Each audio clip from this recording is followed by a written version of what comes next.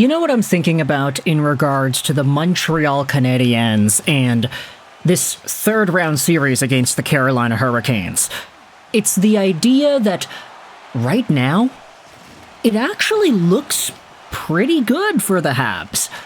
And I understand you can say, wait a minute, what are you talking about, Lego? It's a 1-1 series. Montreal just lost Game 2 in overtime. They got outshot like crazy. They had 5 shots in the first 2 periods of the game. They barely got themselves a chance to win. What are you saying that this is actually fine for Montreal? You know, I get at some point it is fair to bring up, maybe I'm just a half-glass-full type of person when it comes to my favorite hockey teams, but I do think there is a legitimate reason behind this overall thought process. The fact is, the Montreal Canadiens did have themselves a pretty piss-poor Game 2 against Carolina. We can't disagree on that. They didn't shoot the puck, they shot themselves in the foot, they couldn't string together any consistent offense. They couldn't dump the puck in, for crying out loud. Oliver Kapanen is not displaying NHL playoff-worthy play. We saw Mike Matheson and Noah Dobson have a pretty rough game overall. Giveaways galore, and Jakub Dobeš wasn't there to bail the team out. There were a number of things that you could go through the checklist of when it comes to Montreal Canadiens players not playing well in Game 2. But they still got it to overtime. They still got the depth scoring they needed to have a chance in this game to win.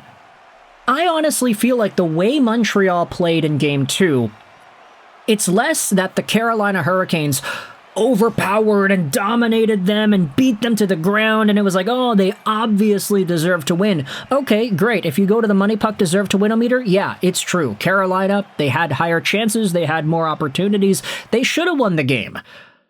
But the fact that Montreal was that close, the fact that it was 1-1, and then it was 2-2, and then it was an overtime, and they actually had the opportunity to win, that's a positive that you can take from this game, right? Montreal had a number of pretty decently good chances in the third period before the game went to OT. I'm thinking the Alex Newhook shot that went 5-hole and Freddie Anderson that didn't go in, but you could see that Anderson had some tough times with that one. I'm talking about the Ivan Demidov puck that he received right in the slot in the final few minutes of the third. The Montreal Canadiens put themselves in great positions to get good offensive chances. They just didn't bury them, and that's why they lost.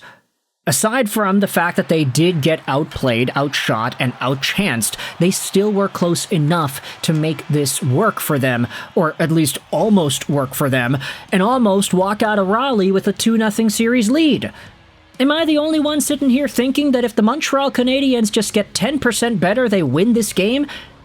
They win the series if they get 10% better and they consistently improve upon what they had done before?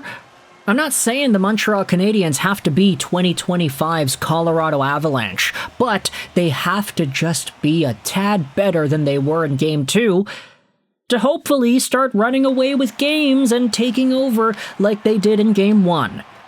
The Canadiens are tied 1-1, and I think if anybody would have said to a Habs fan at the beginning of the year, hey, would you take Montreal being tied 1-1 in the series in the third round as an outcome for this year? Would you be happy with that? I think every Canadiens fan on the planet would say, yeah, they're in the Eastern Conference Finals. And what also feels interesting to me is the fact that right now, I would say, I'm a lot more optimistic about this Montreal Canadiens team at this point in time than I was a series ago. After Game 1 versus the Buffalo Sabres, where Montreal absolutely got spanked, that was a bad game, and that was a hope-depleting performance shown off by the Montreal Canadiens, because not only was it like, oh, they got totally destroyed, and it reflected so poorly on everybody just how bad the game was, and they didn't have any chances, and Dobeš let in all these goals. Buffalo just outwit Montreal in Game 1. Even though that's the case that we had seen in the earlier series, The Canadiens bounced back, and they ended up winning in 7. This game 2 against Carolina, sure, they got outchanced, they got outshot, whatever, but they still got it to overtime.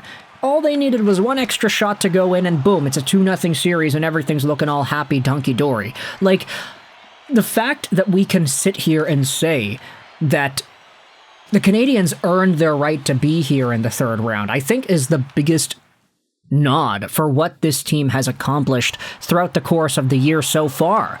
The fact that I can sit here and make a video like this after a game like that in Game 2, I think is a pretty big indicator as to where everything's going. I've been very quick to point out flaws in the Canadian structure and all these things throughout the course of the playoff run, and I've had a pretty good reason for that, in my opinion. It's the fact that it is the playoffs. It's the fact that you have so little room for error. It's the fact that if you lose 4 games out of 7, you're done. That's it. Like, you can't go out there on a losing streak that could be the end of your season.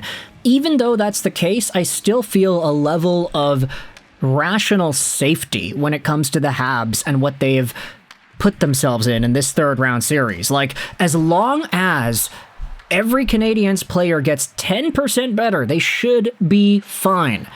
This game, in Game 2, they could have won. And they didn't play all too well. So what happens when they actually start playing well?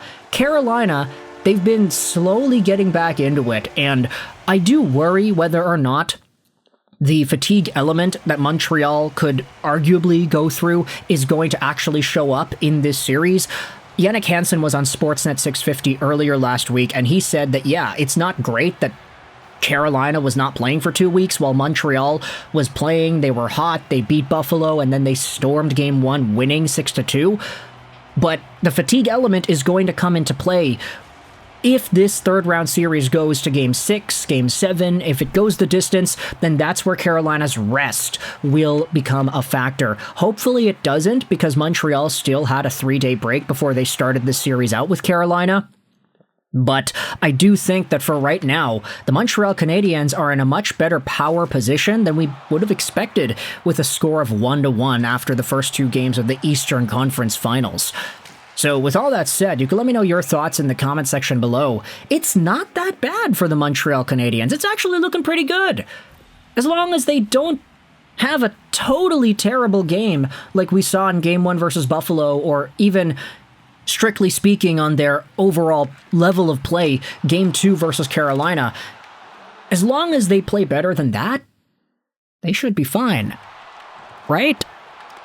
You can let me know your thoughts in the comment section below. Am I out to lunch with this entire take, or is this something that you can agree with? I hope you enjoyed this video. 9, and bye.